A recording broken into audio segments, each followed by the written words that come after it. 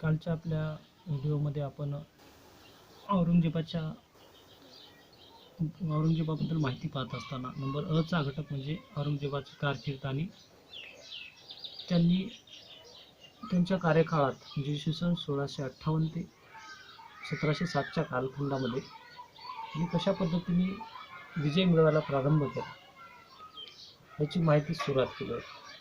त्यामध्ये आपण औरंगजेबाचं जन्म, बालपण, कौटुंबिक परिस्थिती, राज्यारोहण आणि प्रारंभिक त्यांनी कोणत्या कार्यास सुरुवात केली याच्याबद्दलच्या माहिती कालच्या पिरियडमध्ये आपण पूर्णपणे माहिती पाहिली. तर आजच्या लेक्चरमध्ये किंवा आपल्या या भागामध्ये आपण औरंगजेबाचं प्रारंभीचं सैन्य नेतृत्व होतं किंवा औरंगजेबाने उत्तरेमध्ये कशा पद्धतीने विजय मिळवण्यास प्रारंभ केला याची माहिती पाहणार आहोत. सम्राट औरंगजेब म्हणजे बादशाह औरंगजेब यांनी सर्वप्रथम इसवी सन 1661 मध्ये सैनिक अभियान म्हणजे साम्राज्य विस्तार करणे किंवा जे काही शत्रू असतील यांच्यावर बंदोबस्त करण्यास प्रारंभ केला. त्यामध्ये सर्वप्रथम इसवी सन 1661 मध्ये त्यांनी पलामू येथील राजाविरुद्ध एक सैन्य अभियान राबवलं. पलामू येथील शासक म्हणजे शहाजहानच्या कालखंडामध्ये 1642 मध्ये पलामूची सर्व सत्ता ही मुघलांच्या अधीन होती. पण शहाजहानच्या वृद्धापकाळात म्हणजेच आजारपणामध्ये त्याचबरोबर त्यांच्या मुलामध्ये गादी मिळवण्यासाठी किंवा मुघल बादशाह पद मिळवण्यासाठी सत्ता संघर्ष सुरू झाला.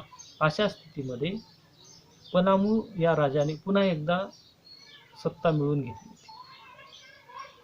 मग औरंगजेब सत्तेवर आल्यानंतर इसवी सन 1661 मध्ये त्यांनी पलामू येथील राजावर बंदोबस्त करण्यासाठी आपला बिहारचा एक सुभेदार, त्याला दाऊद खा म्हणून ओळखला जात होता, त्याला पलामू या राजाविरुद्ध पाठवलं. आणि या सुभेदार दाऊद खा यांनी तत्कालीन स्थितीमध्ये मुघल सैन्याचं नेतृत्व करून औरंगजेबाच्या राज्यामध्ये पलामू ही राज्य पुन्हा एकदा मिळवून घेतलं. आणि हे राज्य म्हणजे तत्कालीन स्थितीमध्ये म्हणजे त्या काळामध्ये शहाजहानच्या काळामध्ये स्वतंत्र झालं होतं किंवा मुघल शासकामध्ये अधीन होतं. पण शहाजहानच्या शेवटच्या कालखंडामध्ये त्यावेळेस पुन्हा एकदा या पलामू राजाने स्वतंत्र शासन व्यवस्था निर्माण केली होती. ती शासन व्यवस्था इसवी सन 1661 मध्ये औरंगजेबाने पूर्णपणे मिळवून घेतली. हा होता औरंगजेबाचा पहिलं सैन्य अभियान उत्तरेतलं 1661 मध्ये. त्यानंतर औरंगजेबाने दुसरं अभियान राबवलं, ते म्हणजे कूचबिहार विरुद्ध अभियान आणि अहोम विरुद्ध अभियान. आता कूचबिहार विरुद्ध अभियान कशा पद्धतीचं होतं हे लक्षात घ्यायचं अगोदर, नंतर अहोम या ठिकाणचं अभियान. तर कूचबिहार येथील एक शासक होता. तो शासक म्हणजे प्रेम नारायण यांनी काही मुघल क्षेत्रावर अधिकार नियंत्रित म्हणजे प्रस्थापित केला होता. इसवी सन 1657 मध्ये हा अधिकार निर्माण केल्यानंतर त्यांनी तत्कालीन स्थितीमध्ये स्वतःचं राज्य निर्माण केलं. हे राज्य निर्माण झाल्यानंतर 1657 मध्ये म्हणजे शहाजहानच्या कालखंडातच कूचबिहार येथील शासक प्रेम नारायण यांनी काय केलं होतं, ही सर्व सत्ता म्हणजे उत्तराधिकाऱ्याचं युद्ध लागलं होतं. मुघलांच्या राजपद मिळवण्यासाठी जे सत्ता संघर्ष चालू होतं शहाजहानच्या पुत्रामध्ये, त्याचा फायदा घेतला होता.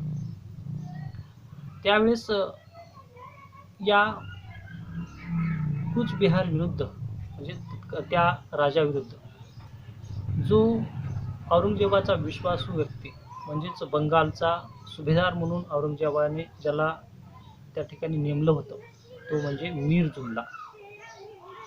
मीर जुमला याला कूचबिहारच्या शासकाविरुद्ध सैन्य नेतृत्व त्याच्याकडे दिलं.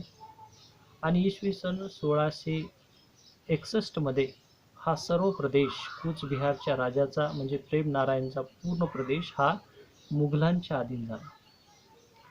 आणि कूचबिहारचं जे राज्य होतं, या राज्याचं नाव, कूचबिहारचं जे राजा होता किंवा त्याचं राजधानीचं शहर होतं, त्या कूचबिहारला पुन्हा एकदा मुघलांच्या अधीन झाल्यानंतर किंवा मुघलांच्या अधीन करून घेतल्यानंतर त्याला आलमगीर नगर म्हणून नाव देण्यात आलं. ही पार्श्वभूमी पुढे निर्माण झाली.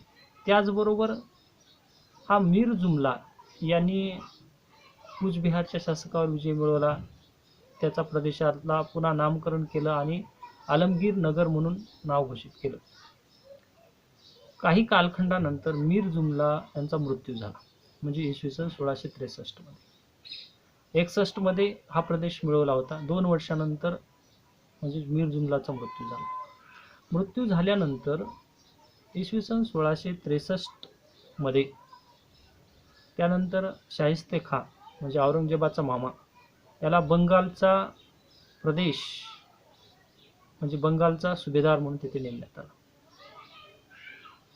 अशी त्या ठिकाणी नेमण्यात आल्यानंतर पुन्हा एकदा जे काही कूचबिहारचे शासक होते आणि या कूचबिहारच्या शासकामध्ये चक्रध्वज नावाचा एक त्याच वंशातील शासक यांनी मुघलांचा अधिकृत प्रदेश म्हणजे मुघलांनी जे मिळून घेतला होता तो प्रदेश इसवी सन 1667 मध्ये जिंकून घेतला. आणि त्या काळामध्ये त्यांनी आपल्या युद्ध कौशल्याच्या बळावर फार मोठ्या प्रमाणात मुघलांना लढा देण्यास प्रारंभ केला. पण शेवटी मुघलांच्या सैन्यशक्तीपुढे त्याचबरोबर या कूचबिहारचा जे शासक होते चक्रध्वज याच्या राजघराण्यासुद्धा उत्तराधिकाऱ्याचं युद्ध लागलं. आणि या संधीचा फायदा घेत म्हणजेच या शासकांच्या कार्यकाळात दुर्बल असे शासक निर्माण होऊ लागले. त्याचमध्ये त्यावेळेस दक्षिण आणि पूर्व भाग हा पूर्ण प्रदेश मुघलांनी त्याच्याविरुद्ध आक्रमण करायला सुरुवात केलं आणि कूचबिहारचा शासक याची पूर्णपणे सत्ता औरंगजेबाने मिळवून घेतली. अशा पद्धतीने कूचबिहारची जी सत्ता किंवा त्या ठिकाणचा शासक जो हिंदू प्रेम नारायणची सत्ता होती याचा पूर्णपणे बंदोबस्त करण्यात आला आणि औरंगजेबानं या ठिकाणचा प्रदेश काबीज केला. त्यानंतर इसवी सन 1658 मध्ये दुसरा एक अहोम जातीचे एक अभियान राबवलं. त्यामध्ये जसं कूचबिहारचे शासक होते त्याच पद्धतीने अहोम या लोकांनी गुवाहाटीपर्यंतचा प्रदेश लुटण्यास प्रारंभ केला होता. त्यावेळेस मीर जुमला हा बंगालचा सुभेदार होता. मीर जुमला यांनी तत्कालीन स्थितीमध्ये ज्या पद्धतीने प्रेम नारायणचा बंदोबस्त केला त्याच पद्धतीने त्यांनी अहोम शासक जयध्वज नावाचा एक शासक होता अहोम, आणि यांनी तत्कालीन स्थितीमध्ये मीर जुमलाने जे काही समुद्र मार्गावर असणारी जहाजाची बेडे याच्या मदतीने अहोम शासक जयध्वज याची राजधानी गडगाव यावर विजय मिळवला.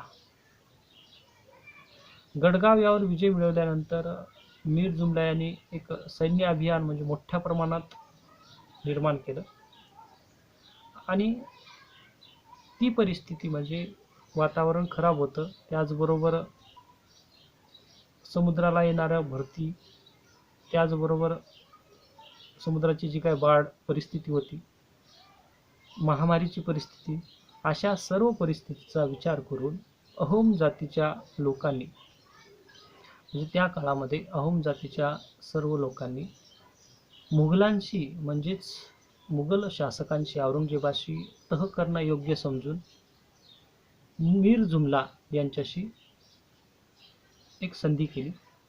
ही संधी झाल्यानंतर जे गुवाहाटीचा प्रदेश आणि जवळपासचा समुद्राचा पूर्ण प्रदेश म्हणजेच मुघलांच्या अधीन सीमाबार नदी तेव्हा त्यापासून ते भराली नदीपर्यंतचा प्रदेश असा विस्तृत हा प्रदेश अहोमांनी एक लूटमार करण्यास प्रारंभ केला होता. त्या ठिकाणी जास्त पद्धतीने स्वतःची सत्ता प्रस्थापित केली होती.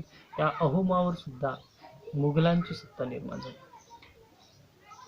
ज्या पद्धतीने कूचबिहारच्या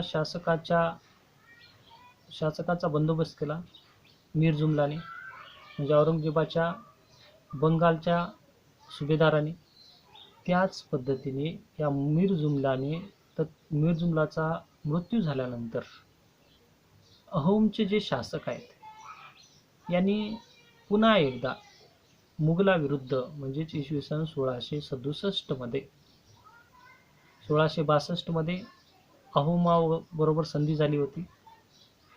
त्यानंतर इसवी सन 1667 मध्ये अहोम जातीच्या लोकांनी पुन्हा एकदा मुघलाविरुद्ध छापामार पद्धती म्हणजे गनिमी पद्धतीने लपून छपून हल्ले करायला सुरुवात केली.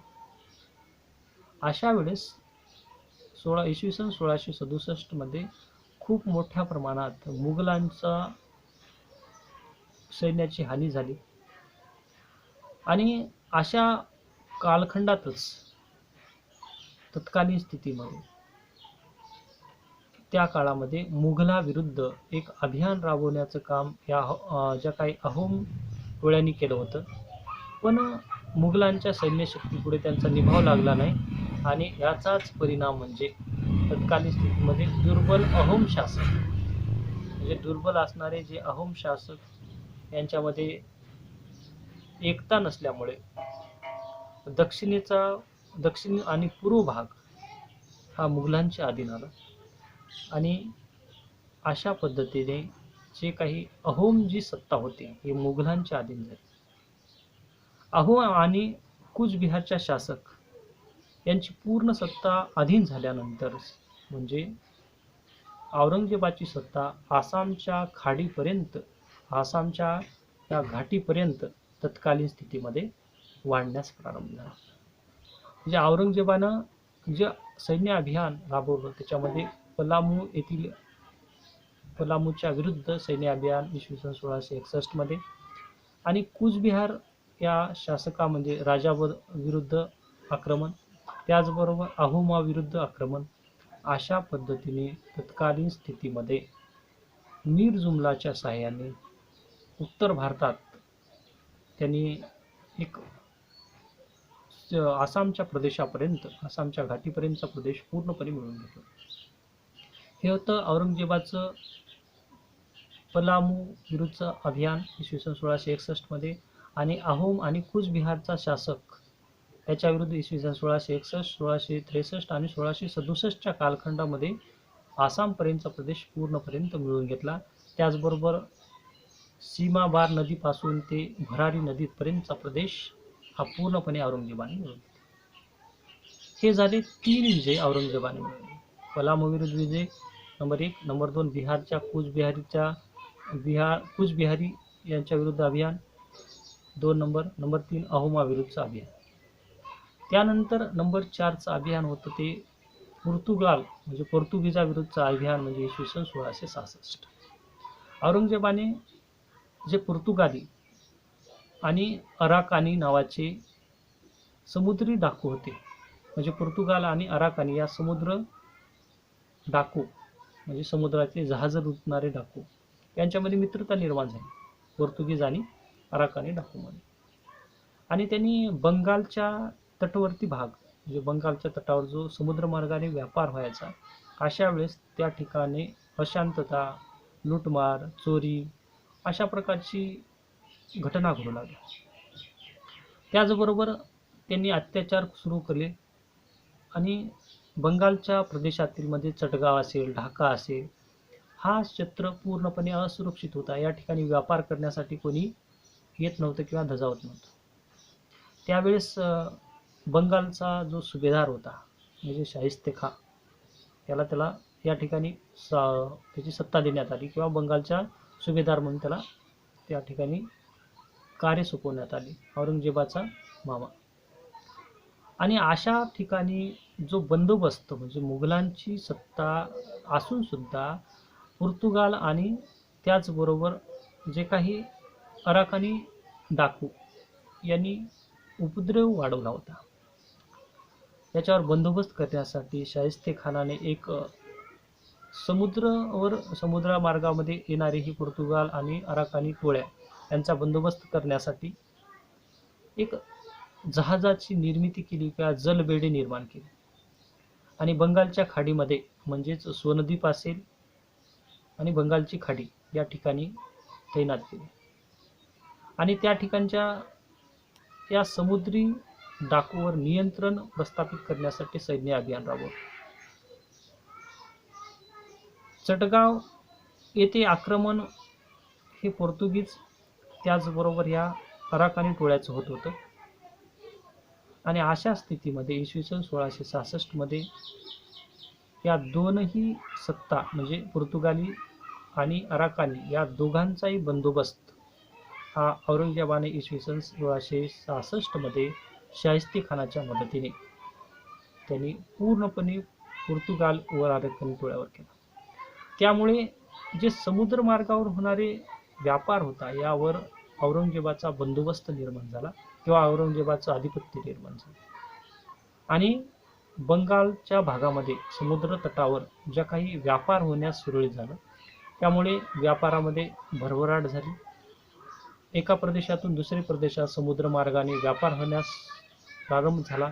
औरंगजेबाने त्या ठिकाणी सुरक्षता निर्माण केल्यामुळे औरंगजेबाला त्या ठिकाणून कर सुद्धा जास्त मिळू लागला, मोबदला सुद्धा मिळू लागला. अशा पद्धतीने जे पोर्तुगाली टोळ्या होत्या किंवा पोर्तुगाल आणि अराकानी समुद्री डाकू होते याच्यावर बंदोबस्त करण्याचं काम औरंगजेबाने केलं. हे झालं नंबर 4चा पॉईंट म्हणजे पोर्तुगाली आणि अराकानी टोळ्यावर बंदोबस्त किंवा सैन्य अभियान. नंबर 5चा आहे इंग्रजाविरुद्ध अभियान इसवी सन 1685. औरंगजेबाचे वडील शहाजहान यांच्या शासनकाळात बंगालचा सुभेदार त्याचा एक पुत्र म्हणजे औरंगजेबाचा भाऊ शहाजहानचा पुत्र आणि औरंगजेबाचा भाऊ शहा सुजा हा बंगालचा गव्हर्नर होता आणि त्यांनी या इंग्रजाकडून 3,000 रुपये वार्षिक कर घेऊन बंगालमध्ये निशुल्क व्यापार करण्याची अनुमती त्यांना देऊन टाकली. मग ती मोफत किंवा 3,000 मध्ये वर्षभर व्यापार करण्याची अनुमती दिल्यानंतर त्या ठिकाणी जॉब चार्नाक नावाचा व्यक्ती होता इंग्रज अधिकारी. यांनी बंगालमधले काशिम बाजार एक नावाजलेली बाजारपेठ होती. या बाजारपेठेमध्ये जे हिंदू लोक होते किंवा भारतीय व्यापारी होते त्यांना पैसे देण्यास त्यांनी नकार दिला इसवी सन 1684 मध्ये. ही घटना मुघल शासक औरंगजेबाला समजली. सर्वप्रथम औरंगजेबाने या इंग्रजाचा बंदोबस्त करण्यासाठी म्हणून काशिम बाजार येथील इंग्रजाची जी काही राहण्याचं ठिकाण होतं किंवा व्यापार करण्याचं माल ठेवण्याची कोठी होती त्यावर आक्रमण केलं आणि 1685 मध्ये त्यावर विजय मिळवला. काशिम बाजार येथील वखारीवर किंवा काशिम बाजार येथे बंदोबस्त औरंगजेबाचा निर्माण झाल्यानंतर इंग्रज त्या ठिकाण निघाले, पळून गेले आणि हुगळी येथे गेले. हुगळी येथे सुद्धा त्यांनी काय करायला सुरुवात केलं तर त्या ठिकाणी उपद्रव वाढवण्यास सुरुवात केली, त्या ठिकाणी अत्याचार करायला सुरुवात केली. त्यानंतर त्यामुळे शाहिस्तेखान याला इंग्रजाविरुद्ध पाठवण्यात आलं आणि शाहिस्तेखानाने मुघल सैन्याचा दबाव निर्माण करून त्यांना हुगळी सोडायला सुद्धा लावलं. मग हुगळी सोडल्यानंतर तिथून पुन्हा परत पुढे गेले. ते सुतानती म्हणजेच कलकत्ता येथील त्याचा अड्डा होता त्या ठिकाणी ते गेले आणि कलकत्ता येथे गेल्यानंतर हिजली नावाचं द्वीप होतं किंवा एक बेट होतं. त्या बेटावर अधिकार निर्माण करून बालासोर हे ठिकाण लुटलं इंग्रजांनी. त्याचबरोबर इंग्रजांनी चटगाव येथे सुद्धा अधिकार निर्माण केला. मग इंग्रजाच्या अशा धोरणामुळे बालासार, चटगाव अशा ठिकाणी अधिकार मिळवल्यानंतर तिथे लूटपाट केल्यामुळे ही बाब औरंगजेबाला आवडली नाही किंवा औरंगजेबाला त्याच्या इंग्रजाबद्दल राग यायला लागला आणि त्यांनी इंग्रजाविरुद्ध कडक अशी मोहीम राबवण्याची सुरुवात केली आणि इसवी सन 1685च्या कालखंडामध्ये आपलं सर्व सैन्य इंग्रजाविरुद्ध पाठवलं. मुघलांचं सैन्य औरंगजेबाचं पूर्ण सैन्य येत आहे हे पाहून इंग्रज व्यापारी हे औरंगजेबाला विनंती केली, त्यांनी माफी मागितली औरंगजेबाची की यापुढे आम्ही असं वागणार नाही आणि व्यापार तुम्ही सांगितलेल्या नियमानुसारच केला जाईल. अशा पद्धतीचं आश्वासन दिल्यानंतर औरंगजेबाने पुन्हा एकदा व्यापाराच्या सुविधा या इंग्रजाला दिल्या आणि अशा पद्धतीने औरंगजेब हा पूर्वीमध्ये इंग्रज व्यापाऱ्यावर नियंत्रण प्रस्थापित त्यांनी केलं. औरंगजेबाने म्हणजे आत्तापर्यंतचा जो आपण भाग बघितला तो 5 पॉईंटमध्ये बघितला, तो म्हणजे औरंगजेबाचं प्रारंभीचं सैन्य अभियान होतं. नंबर 1चा पॉईंट होता पलामू येथील राजाविरुद्ध अभियान इसवी सन 1661 मध्ये. नंबर 2चं कूचबिहारचा शासक याच्याविरुद्ध आक्रमण म्हणजे अभियान आणि अहोमचा शासक नंबर 3चं म्हणजे इसवी सन 1661, 1663 आणि 1667 मध्ये जे झालेलं अभियान म्हणजे कूचबिहारचा राजाविरुद्ध आणि अहोमच्या राजाविरुद्ध. हे 3 पॉईंट झाले. नंबर 4 पोर्तुगाल विरुद्ध अभियान इसवी सन 1666 मध्ये. पोर्तुगीज सत्ता आणि अराकानी जे डाकू होते याच्या विरुद्ध अभियान नंबर 4चं झालं. नंबर 5 इंग्रज या व्यापाऱ्याविरुद्ध इंग्रज विरुद्ध अभियान म्हणजे 1684 मध्ये 84-85 मध्ये औरंगजेबाने बंदोबस्त निर्माण केला. अशा प्रकारे औरंगजेबाने प्रारंभी विजय मिळवण्यास सुरुवात केली. हे विजय म्हणजे प्रारंभिक सैन्य अभियान हे औरंगजेबाचं होते. उद्याच्या घटकामध्ये आपण औरंगजेबकालीन विद्रोह म्हणजे औरंगजेबाच्या काळात झालेले विद्रोह याची माहिती पूर्णपणे पाहणार आहोत.